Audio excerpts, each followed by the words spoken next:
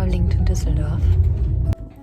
So I'm working at an endoscopy center in a hospital, and my boss is organizing a 3-day workshop here in Düsseldorf and invited me. The problem is, and this is why I wanted to talk to you about imposter syndrome in this video, is this workshop is actually only for finished doctors. And you might know, I am still a medical student, so I have a lot of imposter syndrome going around actually, because I don't feel suited. Like, I don't know if I have enough knowledge to follow. I don't know if I'm allowed to be here. So I'm really excited to get the opportunity to learn more, especially it's a 3-day hands-on workshop, so I'm gonna do a lot of practical things, but as I said, it's for doctors. So yeah, I'm gonna give you some tips how to improve imposter syndrome, and I will try to follow them too. Focus on facts, not on feelings. We tend to think we're not good enough, but is it actually true? Like, are you really not good enough to do whatever you want to achieve, or do you think you're not good enough? And maybe you don't have the academic degree or the skills yet. That should not stop you from trying.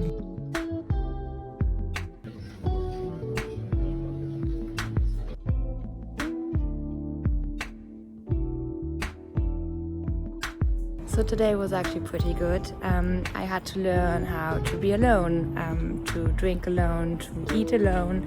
But there were many people who came to the workshop alone, so I was not the only one.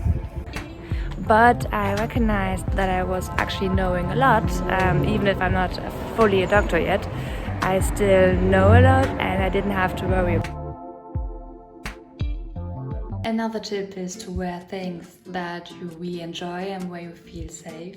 Also do your research on what is appropriate to wear. For example, now I'm wearing a blouse and some pants appropriate, but the most important thing is to feel good in it.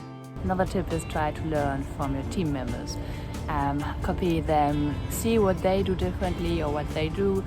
For example, yesterday I already talked like I was feeling really lonely, I was eating alone, I was drinking alone. It was a challenge for me. I had to try this, and I did talk to some people, but not all the time, and it was challenging to be on my own. And so, but then I remembered, I looked and there were so many other people that were alone. These people looked so confident eating alone and being on their own.